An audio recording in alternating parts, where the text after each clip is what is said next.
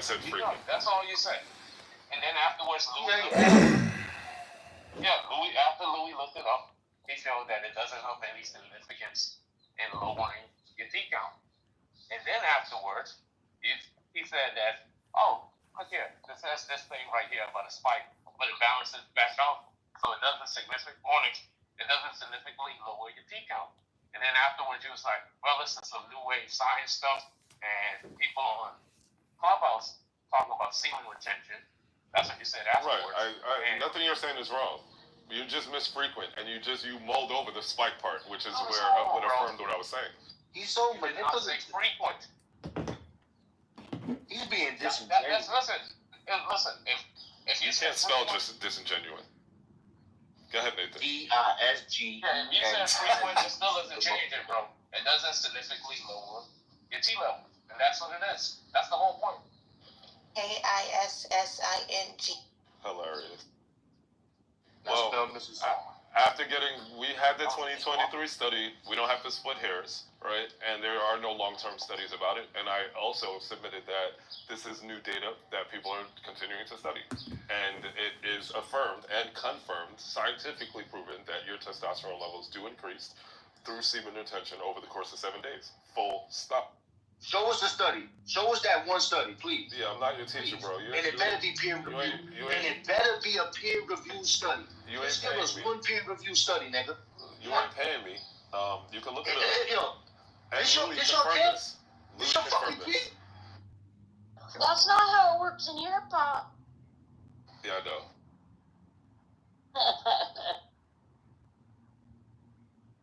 So you know what you're saying? It's like you go to the gas station with your car and you don't use the car, therefore you don't lose any of the gas. But if you do use the gas, you're gonna have less of it. Like that's what you're saying. Yeah, I'm not posting the link. Louis confirmed it, and we have other members testing this. So if y'all want to call me a liar, I don't really care. It's just I know what I said, and I know that the study. Louis said something, and you added to what Louis said. Louis didn't confirm anything. That was not your point originally. Stop doing that, bro. We got to the point. We got to the point of what I was saying. What you said confirmed. Originally was not what Louis said. We confirmed that it does increase testosterone levels through. That's not what you said, bro. Practicing semen retention. You were talking about no. That's not what you said, bro. That is what I said. Okay, so it was more like actually the men who have sex more frequently, which would be that release of testosterone, have temporary lower levels of testosterone, which is why they're less aggressive. That is what I said. Along the lines. That is along the lines. Along the lines. Oh. You old, and that's why you making them sound. I'm sore, man. Oh my god. Listen, last couple of days, all I did was walk my legs off. Sore. And I got some alligator meat. Why? Don't know what that. Why? I'm going to make some alligator nuggets. Alligator nuggets? That's like, oh my god, you about to do it like that. Y'all be eating gator like that in Florida? Just Nathan. I feel like that's not.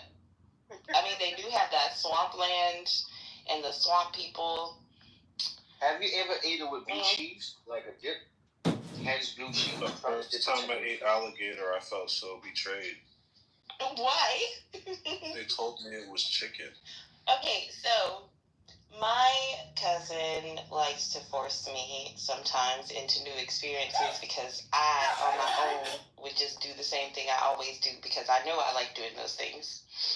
And so she forced me to try alligator meat, and it was by force. Okay, it was absolutely peer pressure, and I didn't even chew it. I just swallowed the alligator nugget whole rather than allow it to touch my taste buds or be betwixt my teeth. So I don't actually know what alligator tastes like. I just know I had it inside of me and I didn't like it. Thank you. Sally? Pause, because I know a guy named Alligator. you didn't like it? I didn't like it. What? The same thing happened with crawfish.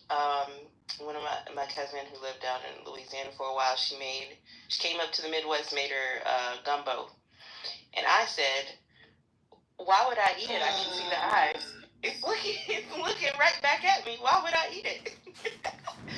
And once again, I swallowed it whole and said, "See, look, I did it. Damn." So I also don't know what crawfish tastes like. Sally, you know what I made for dinner last night? Black-eyed peas and cornbread. I just got to work and I'm finishing the fruit. It tastes so good. I feel so black and proud. Oh my God. So yes, in African American households, it's good luck to make the black-eyed peas on New Year's Eve. And so we would do that, and I wouldn't eat it because, once again, I just like what I like. And Tell me time, tell me that one more time. Because I really admire that. Tell me that one more time, please. The blacks say that it's good luck to make black-eyed peas on New Year's Eve. I don't know why. You know, but that's what they do. Now, Tally, look, I know why. Let me tell you this. There's a book by Booker T. Washington called Up From Slavery. It's one of the few books I read, right?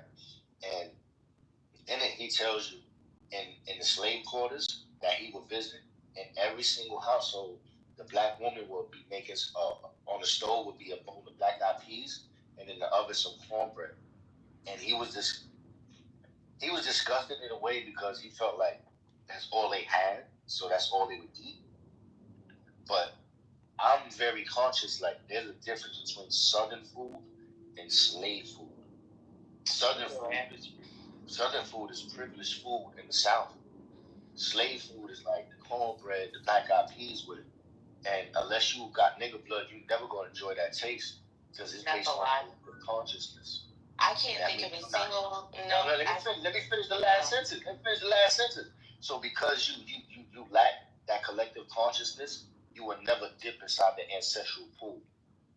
So anyway, any air quotes Southern food I can think of came from black people, and I did occasionally have to remind my white Southern friends that they're eating black people food, and that ain't Southern, that's fucking black. So I'll say the same to you, a Northerner. Slave food. There is no Southern food. There's what black people made. Just like a lot of American culture is what black people made. And white people took it. That's a fact. I keep telling everybody, tacos are actually black culture. So you telling me, this is what you believe. You believe in the slave quarters, in the little cabins, that steak. The niggas was frying chicken right there, right? Is steak American? The white nigga wasn't frying the chicken. Like, is that an American thing? What? So there's the whiteness that was brought over to America, and then there's black people who were also brought over to America and made the best of what was given to them, which was often scraps. And out of those scraps, they made delicacies. And and that's why even today, as white people rediscover what black people held close for so long, shit gets expensive. Which is why you niggas can't eat neck bones like you used to, because whites like it now. I fucking love neck bones. Turkey neck bone, pork neck bone. I love pig feet. I love ham hock. I love the slimy texture on it, like motherfucking oxtail. Nigga, I'm a nigga. Okay. And I'm eating cornbread as I say it. It tastes so good. I did this. And I put a little butter and honey as soon as it came out the oven, and I let it sit and melt over that shit. So now, like, the top layer is a little darker and golden. I would say the same about oxtails. Another thing that would have been discarded, and since black people were given scraps, they made delicacies out of those scraps, and later. Ox's asshole. That's what that is. Of course, because you don't value blackness, you're having a hard time letting me even get through the sentence. But take your coon ass the fuck out of my face. I get so tired of people testing me as a black person. I'm always black. I don't give a fuck about a politic. It's what I am. I'm more black than you. You're lying. No. Because my blood goes 3 generations into slavery, nigga. Yours go like 4. And you older than me, so that means my blood is more potent than yours. Damn, that shit was good. That cornbread, I made that fucking cornbread. I'm out there with my nigga. I did that. did that. I have a question regarding that comment. Did you think made, the alligator was no nasty and my phone died? There is no such thing as Southern food. It's all just black-made food. So, in that context, were Southern people just sitting idly, not eating, and specifically the Southern people who held no slaves, what were they eating? Like not Southern food. Also, they were like taking their notes from black people. That's a good point, brother. That's exactly what I told her earlier. But them niggas was fucking cooking their little slave food in little cast iron in the back of the shed, making it fried chicken and little grits and blueberries mixed with it because it was free, because berries are free. The whites was making fried chicken too. Difference is they was doing it on the stove. The old missus would bake some pies and put it on the windowsill. And guess who would come and steal it as fast as he could? Eat it with his hand while his mouth was burning and get a whooping for it. Because that little bit of sugar was worth the whooping. You know how many slaves caught diabetes stealing food, sugar? Because they never had sugar, so the moment they cut it, they caught diabetes. And Charlie, your boy, Thomas Sowell said that if you look, shipmates, which is an African American delicacy, comes from actually Europe, from poor Scottish people. I don't know, Charlie. See, Charlie, like, I ain't gonna front. I got mad at my African baby mother yesterday, and I remember what niggas said to you, baboon nose. So I said, you baboon nose bitch, right? I said that with a passion and a lot of anger, but I texted though. I ain't say it with words, but I said it in my head. And when I said that, I felt the anger of all not my ancestors, well, the white niggas. And that shit felt raw, my nigga. And I had to apologize after because, like, but I realized that shit was hurtful. Yo, Nathan, and I gotta apologize for it. I had walked away from my phone. I heard my name, but I'll say specifically. I said I'm sorry for calling you a baboon nose, Callie. Specific examples of the scraps that were turned into delicacies. I did not mention fried chicken, but the raccoons had to coon out, spin they striped tails in the air. I said chitlins. You said chitlins, but Nathan, to that point, oh my bad, I'll let you.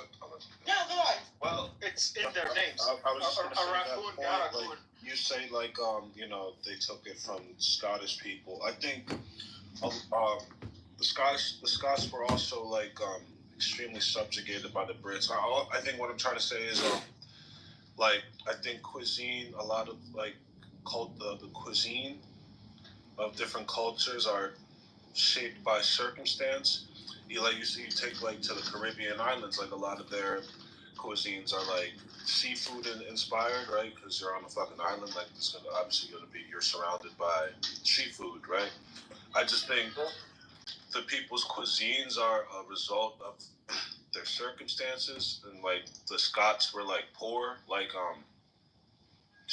poor like British servants, or weren't they like subjugated by England? So I imagine like a poor culture was they obviously probably don't have much to pick from. That's so incorrect, Louis. That's very incorrect.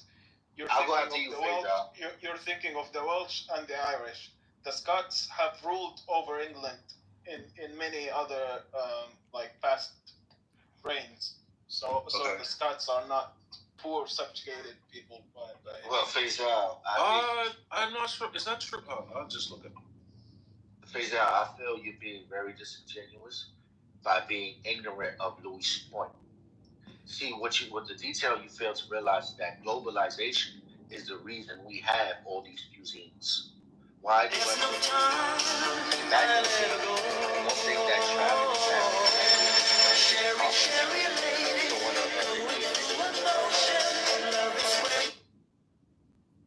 when an Indian nigga would go to Africa with his seasonings, he would introduce a new flavor to their bland food. And then they would end up creating a new cuisine based upon the seasoning that the Indians brought to them. It got so popular that people like Columbus would travel all across looking for some of these herbs. So when we think of the cuisine that people like to market as, this is my people, we have to we have to realize that culture is a learned behavior. People learn how to cook these foods, and they learn how to cook these foods because other people brought certain ideas to make it what it is. So when we look at the fried chicken, when we look at the Creole food, it's based because So going to a lot of events, traveling as much as you can to find the craziest fuckers in the world. It's almost like a hobby of mine at this point, but you just end up in weird like I remember talking to Samson Mao in Prague a few years ago and just asking him like what he honestly thought about nation state adoption, or like, you know, it's like, or like the Pete Rizzo and Adam Back, meeting them at like the Crypto Graffiti's party. I think you were there too. I wasn't there. I left early that day, but I know you met him at like the Rubik's Cube and everything. Yeah. It's like none of these things. I wouldn't like. There's so many conversations I've had that I would never have. Like, had I not like left my, you know, government academic job and then decided to go like full into this Bitcoin culture ethos study or whatever. I don't know. It's like I just wouldn't have had. I would have also believed that there was there was nothing beyond just trying this stack. Do you know how boring my life would have been without Bitcoin? Like, best case, I would have been some like Twitter, social media tech bro with a marketing company. I would have just been some finance bro that's addicted to fucking partying. I would have not taken the slightest look at programming if it wasn't for that.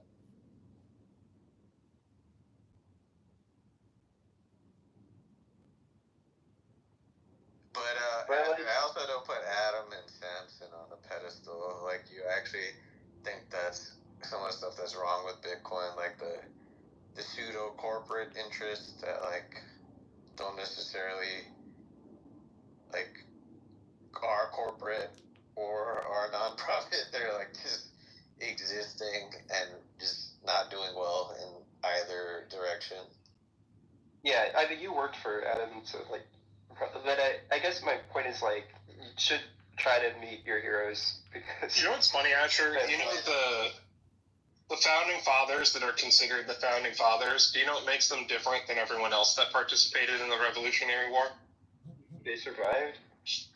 No, they all have one unique attribute in common.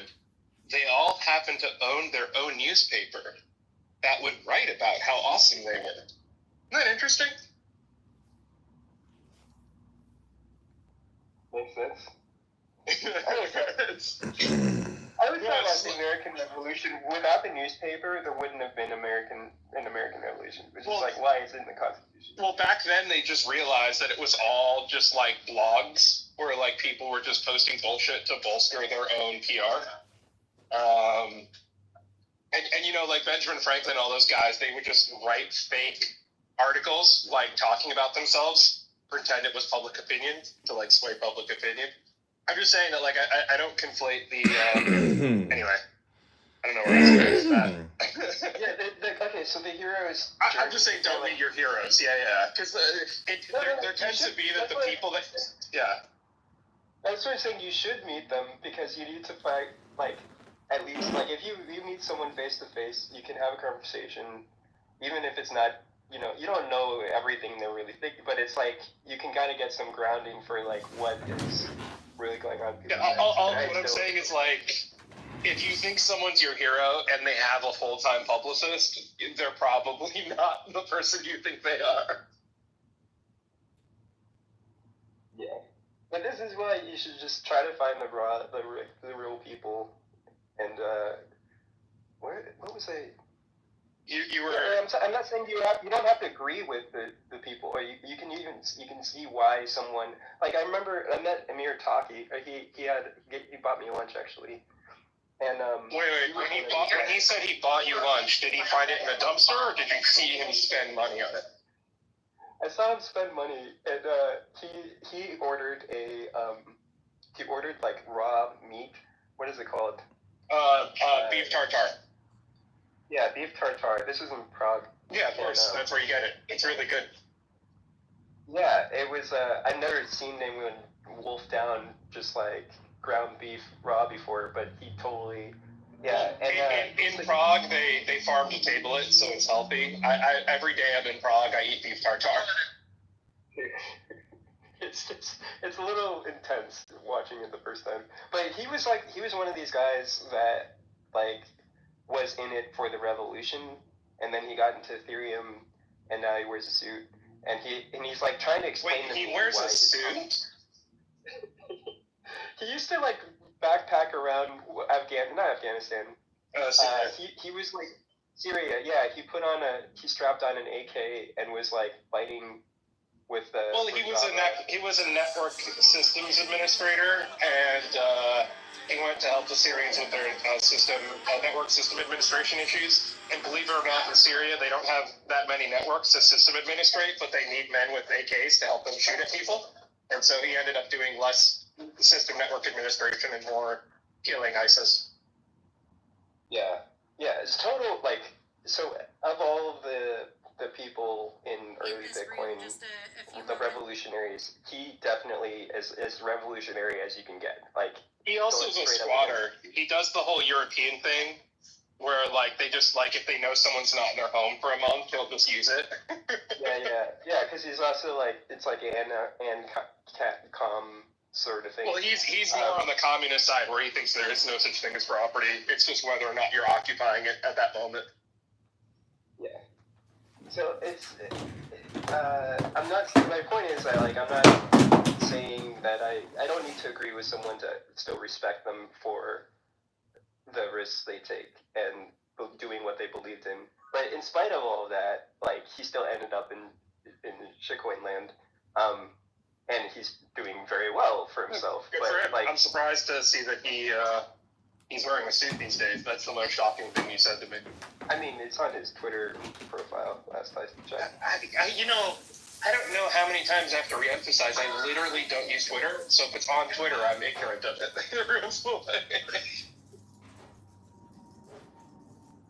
And the funny thing is, like, he's younger than me, and he's like had way more life experience in a lot of ways. I don't think he has kids, but it's like a. Yeah, it's fun to me. You're younger than me, Milan, and well, it's a similar. Listen, Amir's a communist, or all children are his children. That's right. He's a communist is doing very well for himself.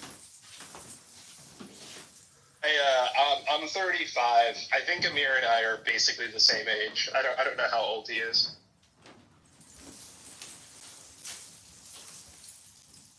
Yeah, but he needs to exercise more. I'd say he's getting too fat and happy. What was it saying? The revolution went up. You're saying Amir lived more than you. He's a little younger than you. Yeah, and so like even if so there's this saying. I think the Apostle Paul says it. He's like, even if every man is a liar, like let this be true, something like that. And that's kind of the heart of the point. It's like even if you meet every Bitcoiner and they turn out to be shitcoiners or whatever, whatever your equivalent of that would be. I also think it's such a meaningless distinction that like other people apply, because like what's the best way to say this?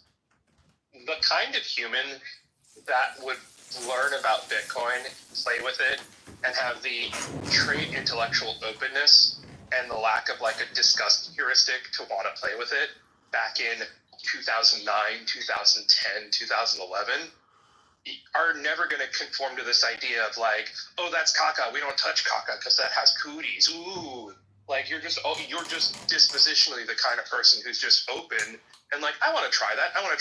Oh, a bunch of people who are stupid and want to bully me say don't try that. Well, I'm going to fucking try it, right? Like, But like so many of the early Bitcoiners are people who are like, oh, that's a shitcoin. They're like, well, you know what? I want to try it. I want to play with it. I want to like see if it's good or not. Because you never would have been someone who would have touched a Bitcoin in 2011 if someone saying, oh, that's garbage, don't touch that, would compel you to not touch something. Yeah, and that's exactly what they said about Bitcoin too. And I agree with that generally. And I think I'm kind of like people use the shitcoin narrative as a way to. It's like a shortcut. It's like it saves your ass in the long run, yes, but is it honest? I don't know. But here's where I was going with this is that like at the end of the day, this is about survival, and people who realize that early enough end up, keeping their stack longer. But most of the world comes to Bitcoin because of survival. Like they are forced into it either through ransomware or like someone in their family got scammed, and now they have to go buy Bitcoin. That used to be true. I think you're using 2018 logic. That's no longer the case. If you poll people, I think that's still when most people have never heard of it, and then when they have, that's your problem there. You gotta stop talking to Polish people. Exactly. And my new job is probably going to give me a lot more insight into this question because of like the stuff. But yeah, like because I have never really looked at the criminal side of things too deeply, and I think I might actually learn a few things. Cool. Keep me apprised. I wish I was going to Bitcoin Plus, but I literally move into my new place on Monday, and I've been to Austin once a week for the past 3 months in a row. So I kind of have like, I want a little bit of a cool down period from between me and Austin. No, this is I'll miss you, but like yeah, just in terms of currencies though, like most of the world's currencies are pretty shitty, and it's just the West has the privilege of being able to choose between the dollar and Bitcoin, and that's like, but for everyone else, it's a survival game, and it's sad, right? Like it's and like yeah, so like even if hodling is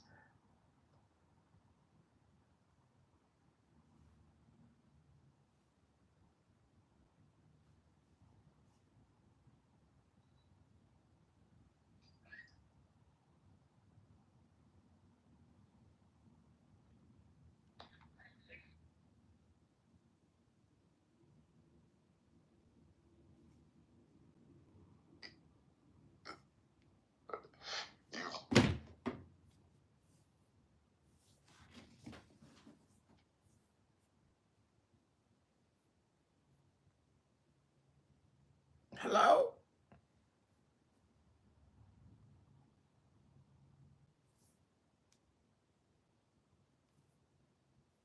Physicists about like interpretations of quantum mechanics or whatever.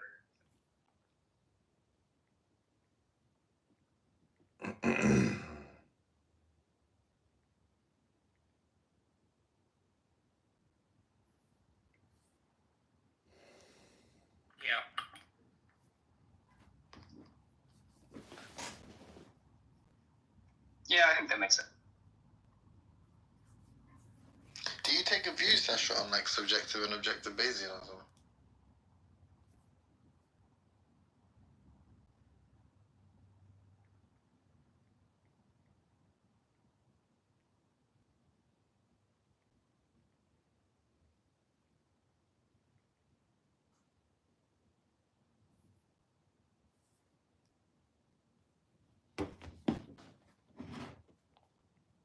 Hello?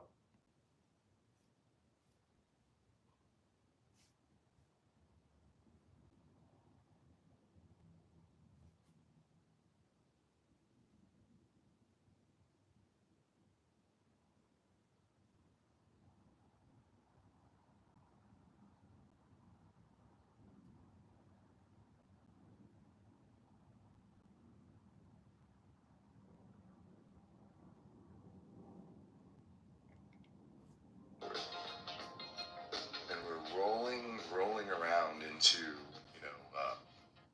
further movements into the future of discussions as this year progresses. This year, 2025. All right, May 4th, Sunday, May 4th, 2025. May the 4th be with you. I want to go see the Giants game today just because of that. But that's a fun one here in the Bay Area. So all you Star Wars fans, I hope you guys are having a good one. May the 4th be with you. And I hope you have a great, great Sunday wherever you are across this beautiful globe. Welcome, welcome, welcome.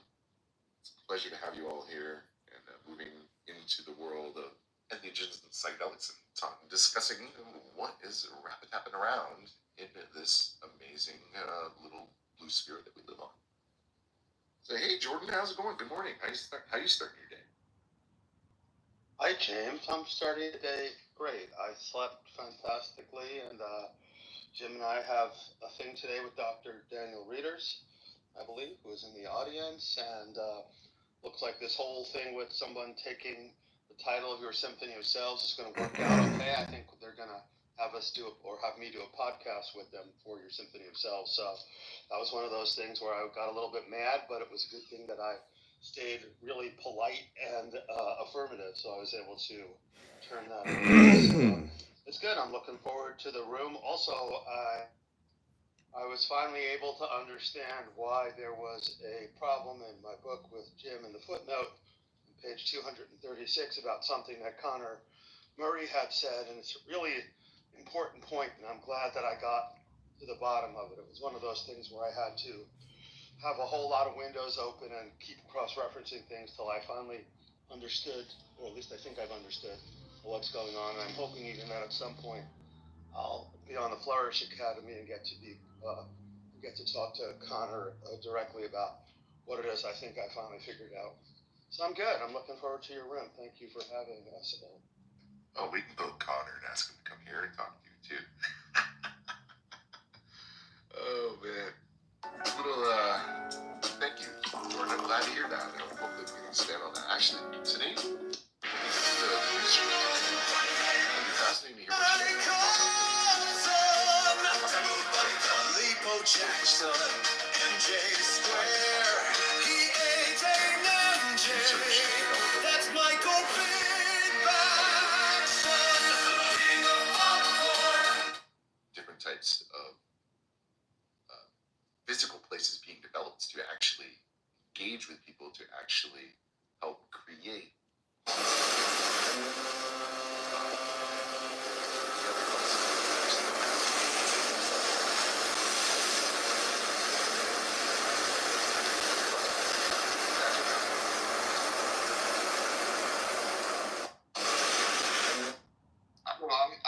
I'm great. Just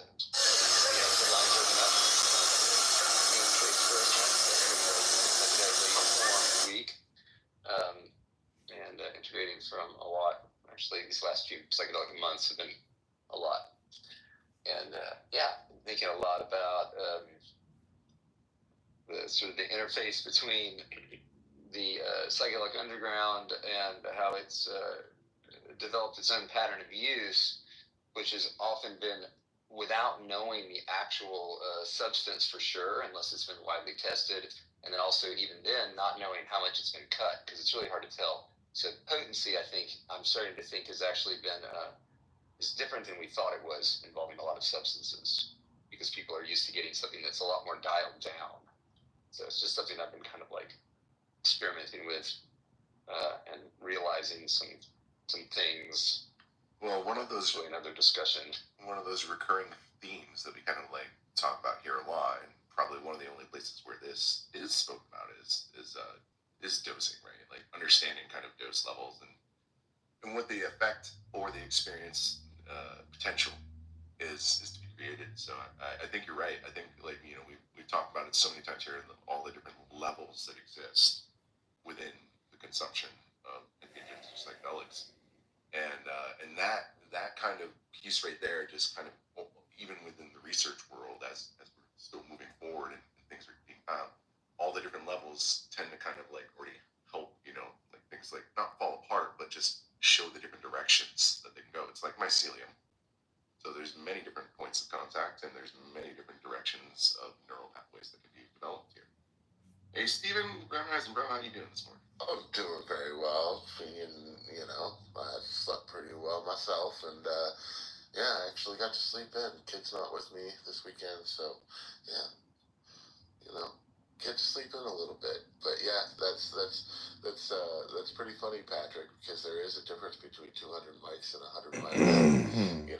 Yeah, just like we were talking in the past one night, the difference between 5 mics and 20 mics is even right. There's always a notable difference.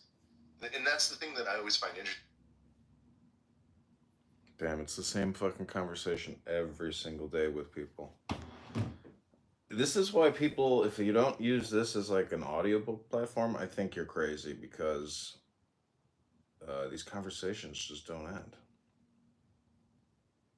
It's the same stupid shit. But it is content. It's like sound, meaning that dead air time is even worse than this, and this is just the same shit every time. But it's still better than nothing. But it's not better than an audiobook on YouTube. For 0.5, this is 0.25. No, what premise one is saying is, if you assent to it, that you just have assigned a credence level to it being false, it being very likely false. And if nothing changes, then you think it's very likely to be false. Like, that's not... Forget all the math and all this undergirding stuff. Well, that's how I want to talk about it. That's how I think you can... That's why I said yesterday. You're just basically confusing the discussion. Like that doesn't if it's not if the math and stuff isn't helping you organize the thinking, then why would you use it to just confuse the thinking? Well, I think it is, or I want to use it because it is organizing my thinking. No, but it's not. But I'm saying this is the analogy. You're saying, well, not even the analogy. It's like you're saying what we're saying. Hey, this is why Bayes' theorem is a great way to capture kind of our intuitions about epistemology. And it's like, you use this formula, this mathematical formula, to processify the thinking you have. It's like, and then this is a kind of thought I have about, like, I assign credence. Like.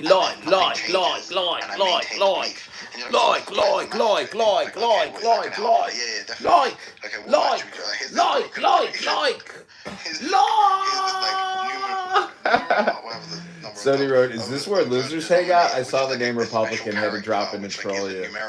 It's accurate. Use this. It's like, hey, free Palestine. Yeah, exactly. That's my point. I greet you, my agency. IO set in Paris. I will see all your videos. Hi, my name is IO. I'm in Paris. These are the YouTube comments. I think he's pooping. How are you doing today? Still get that, the person is being irrational, not to kind of err on the side of their priors. And that's just okay, one would be, yeah, sure. You think that, say you think that the division amongst relevant, public parties is going to turn out one way or the other eventually. But they brought me up and they moved me back. You don't. You're going to be aware of it, right? Like, what's the deal? All you have is you think all you're going to have is your priors, even though you think that they would be dwarfed by. They're probably advantageous sending some of the publicly available evidence or something like that. And if you're in that position and you want to form as many true beliefs as you can, right? Then if your priors are high enough, you should look at it as here's a great opportunity for me to form a true belief based on what I do have. If you just think about it in terms of assign credence values to the propositions in the argument, I think that makes it more clear. It doesn't make it's so strange. Sasha it sounds like she agreed earlier, so you can just talk to her about it. I don't know how to explain. It's so weird. It's I want to give you this clear account of causal infinitism obtaining. It's let me give you a Grim Reaper paradox. It's if that doesn't work, what's going on here? It's yeah, why would you use that's not the correct methodology to illustrate what's being said.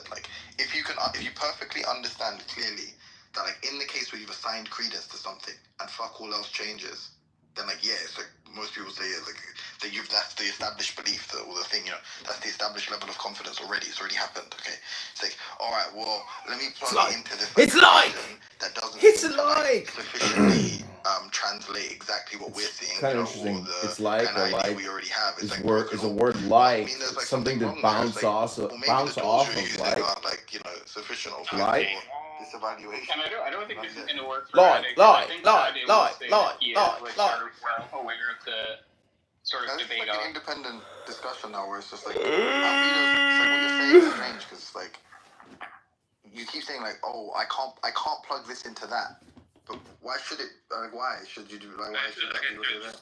Like the idea is, like for Draper's argument, if we're talking about intrinsic probability, and all you have is just some confidence that the intrinsic probability is, you know, X, Y, Z, and then you're not commenting on the evidence, then like given some other beliefs, you could very reasonably just be agnostic on the issue as a whole. I agree with that, but not for like prior probability. Just if your prior in P is like 0.8, and then there's just like you're saying I'm not going to consider the evidence, then you're not using Bayes' theorem because you're not updating on any evidence. So they brought me up at 3 times to kick me down in terms of like because assigning credences to the I think argument. Sam knows that I'll trigger So everybody, it's more clear.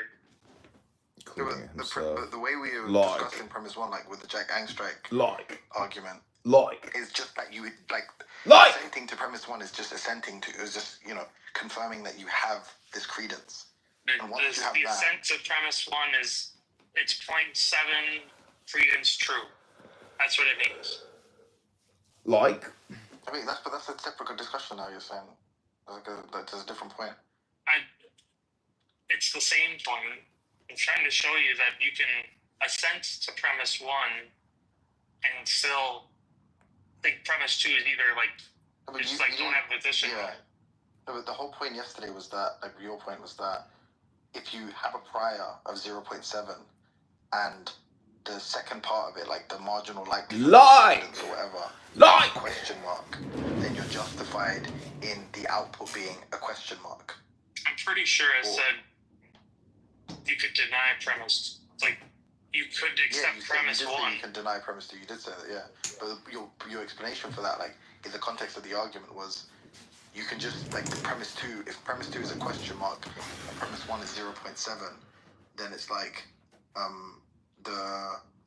you plug that into Bayes' theorem. The output is a question mark. Yeah, I didn't know that that's not Bayes' theorem. So I was wrong on that. But no, it's not. I was saying forget all of that. Like this is not really necessary to just understand the simple point, which is if you've already assigned the credence and nothing's changing, why would it change to a question mark? What I've assigned a credence to is that the proposition is 0.7 likely. That's it. Like that proposition. No. I think you guys are talking past each other again. Like so, Albedo's talking about credence in premises of an argument. I know. And Timothy is talking about the prior probability that you assign to like atheism, I guess. Right. So like, it's two different things. No, I know that. I understand that there's a difference, and that's what I'm trying to say. I'm being very like, I don't know if he's agreeing with me or like. Do you not want to talk about the way that's just like a different point. I mean, we could like in the discussion about. I mean, even then, I mean, I to be honest, I wouldn't even know what it's like. If the point is supposed to be, oh, if you assign 0.7 to this, and then it's like, I don't know what you're saying. It's a question mark. Like, I think you'd run into the same problem as the Bayes rule thing, where it's just like, I mean, I don't know what 0.7 multiplied by a question mark is what exactly. I wrote, enjoy your day on Clubhouse, but likely you won't actually be productive or have a good day here. Like, not likely. You already have a prior, and it's like irrelevant of the No. You just. Oh my god. It's so addictive, Deborah. It's like I can't get off of it, but I'm gonna read a book now, but I'm still clicking and I can't even get in a room now because this new fucking interface is fucking horrible. It automatically puts you in a room and I can't get out of the room and I can't get in the room I want to get in Wow, in the exact same confusion. Like, I gotta restart the app, like, to get in, like, it's like, what?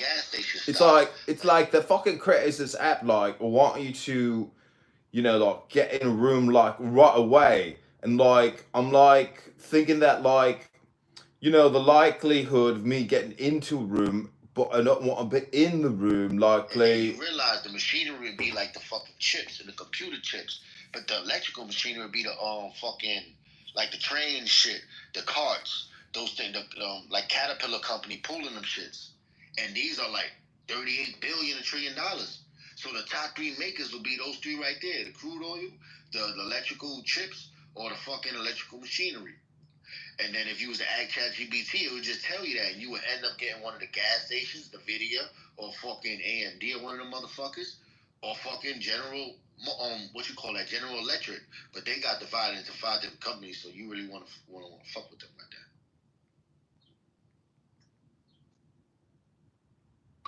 But I asked ChatGPT.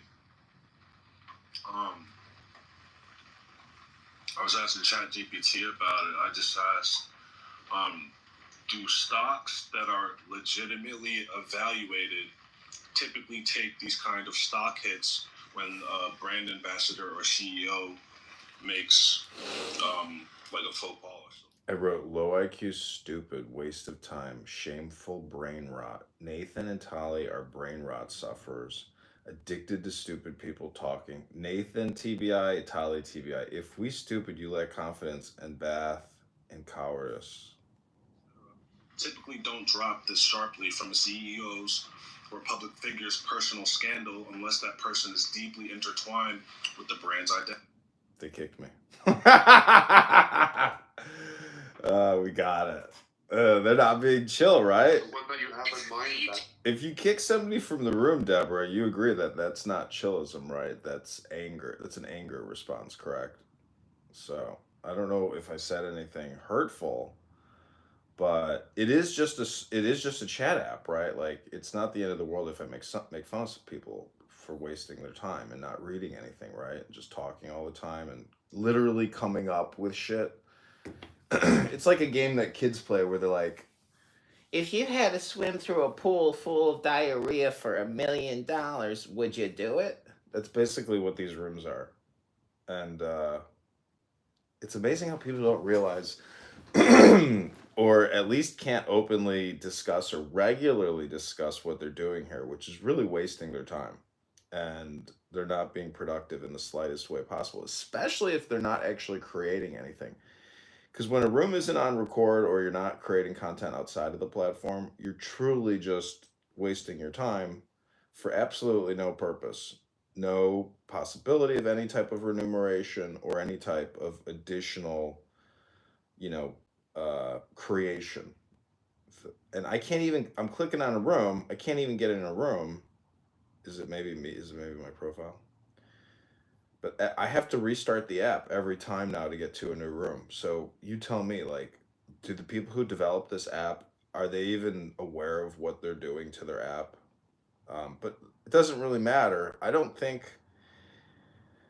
I don't know how this app can sell data which is worth more than the amount of data transfer that they have to pay. Because it seems to me like the amount of money that they have to pay to process all the data transfer would be far more than the amount of data that they can sell. He's really doing something with a woman, right? And the woman is like, bitch, nigga, you ain't doing shit. I'm faking this orgasm. Like, straight up. Like, straight up, this shit feel like air in my vagina.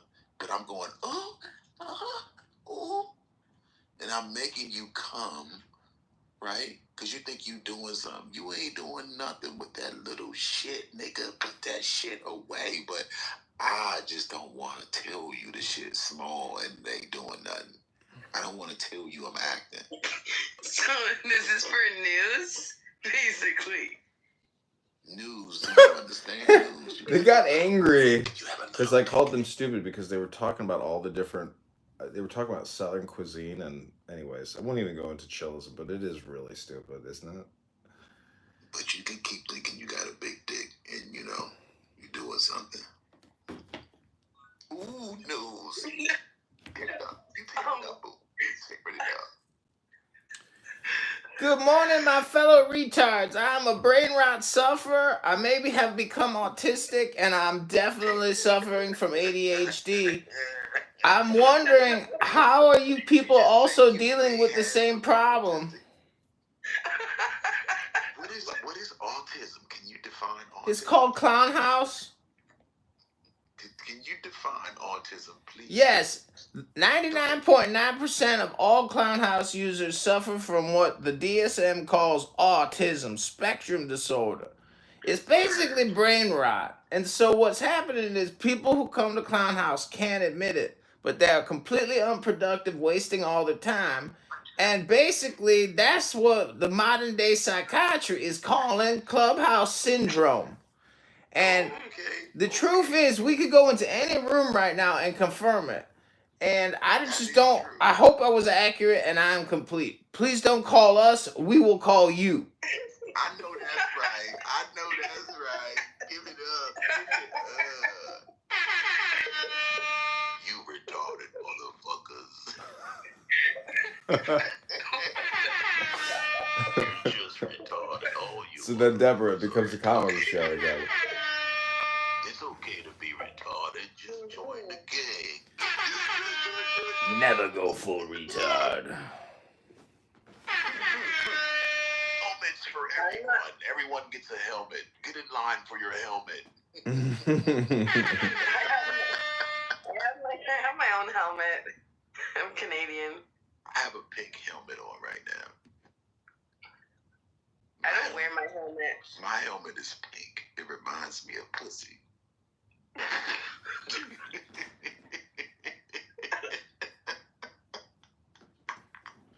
All right, 4 minutes to my heart out. Wear my big helmet with the I got 4 minutes to my heart out, because then I'm going to go about my life. All right. Shout out to Doge,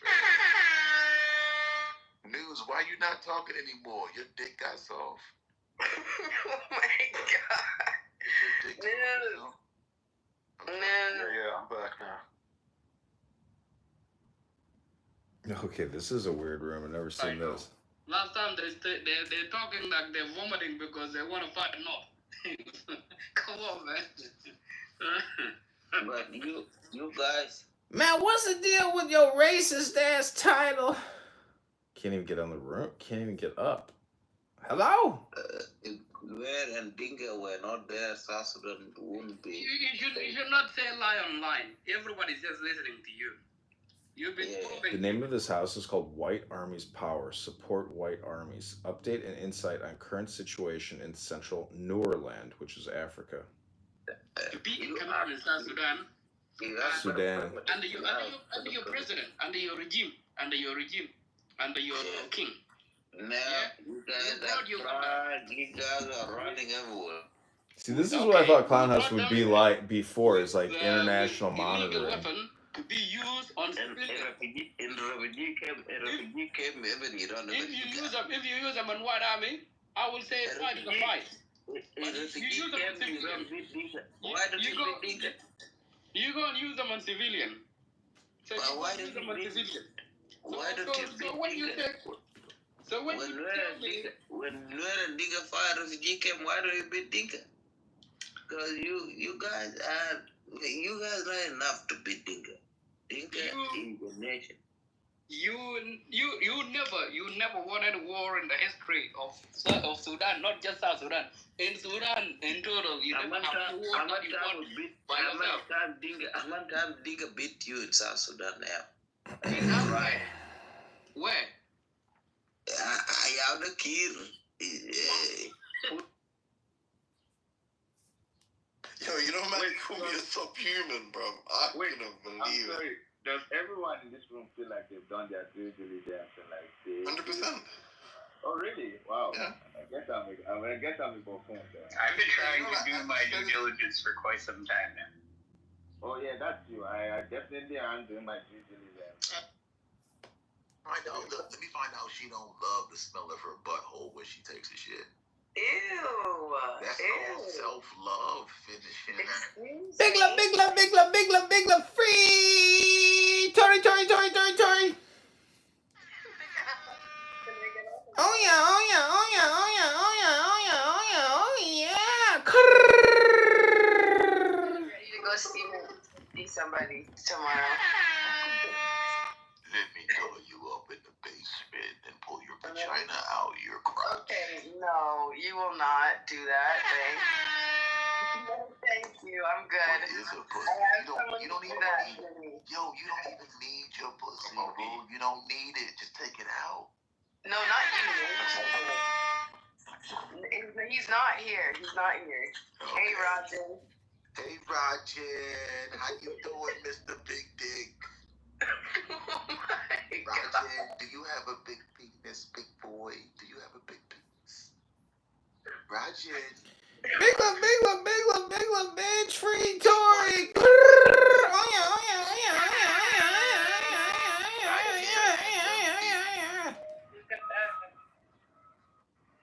Now all we have is someone to record us. Jesus, your life is so exciting! Gigi and Uncle Ted are wanted to the room! Come here, Estelle. Finally, a chill room, like, everybody on this app says like, all the time, like, literally, Okay, like, George, can you do a shitty impression of me again, please? Can you please do a shitty impersonation of me, please, as I go about and collect the rents for the month of May? Some people are behind on the fucking rent.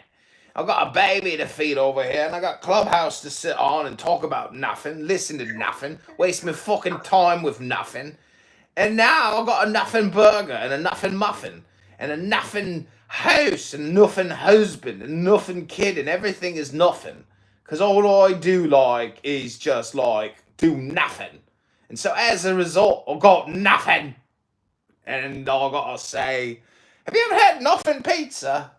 With nothing on top, it's just cheese pizza. There's nothing on it. It's called cheese pizza with no toppings. Watch this. Exactly, this is how would I be.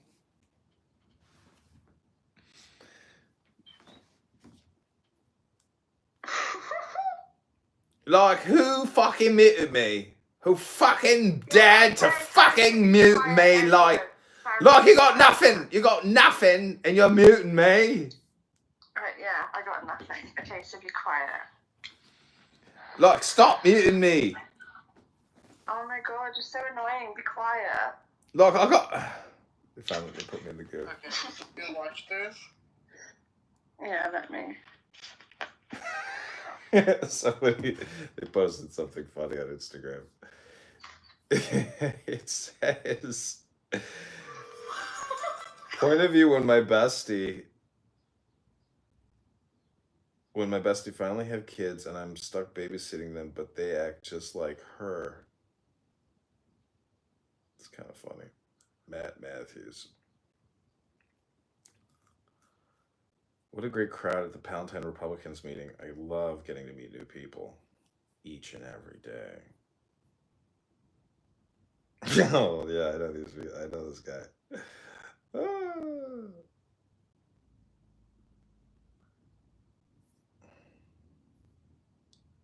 Angerbach, Eric Angerer. He's a Marine veteran. Ooh.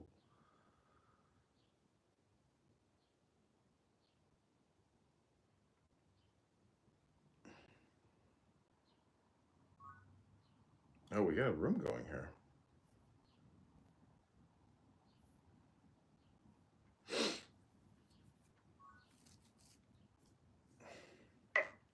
This account, because this is my stalker. Like, I ain't no stalker, love. I gotta get the fuck off this app and read a fucking book. He might smile sometimes. Can you block Daddy Mike? Who's this? This is Lord Mike. He keeps following me.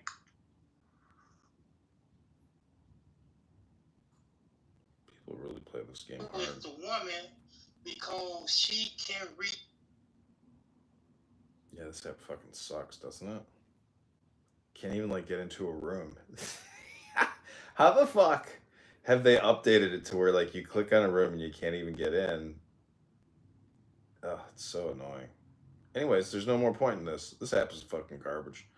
And so one of my YouTube accounts got deleted for copyright infringement, and they said that if you appeal this copyright infringement and account termination, there will be serious legal consequences. And so then I get an email back from YouTube saying that the claimant on the copyright now has to file a lawsuit against you, or within 15 days they'll reinstate the account. So we're gonna see if Longmont Potion Castle is going to file a lawsuit against me. I think it'd be fucking hilarious. So we'll see what happens with that, and we'll see if we get that YouTube account back. Because there's like, 1,500 videos in there, 2,000 videos, whatever. There's a lot of videos in there. It had like 500 subscribers or 450 subscribers, so it's kind of a loss, And all these digital assets, if one of them goes down, it's a loss because there's a lot of time that goes into setting it up. And each and every one of these accounts can very quickly put out a very targeted, powerful campaign communication information. So losing a YouTube account at this stage with time constraints is just not worth it anymore to put anything or do anything that would like, sacrifice the account, which is really just this copyright infringement stuff. And it was all because I was playing a CD. But God, it is the dumbest it's the dumbest prank calls ever. It's really stupid prank calls. It's not that funny.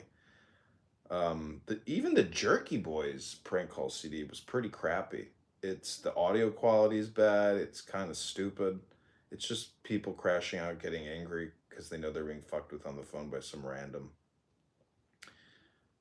Okay, so I can't find any more rooms. We're going to terminate this Clubhouse morning session. I hope you've enjoyed it. We hit the hour mark. God bless you all. Health, wealth, love. Health, wealth, love, peace of mind, happiness, and strength. Is this where losers hang out? I saw the name Republican, had to drop in to troll you.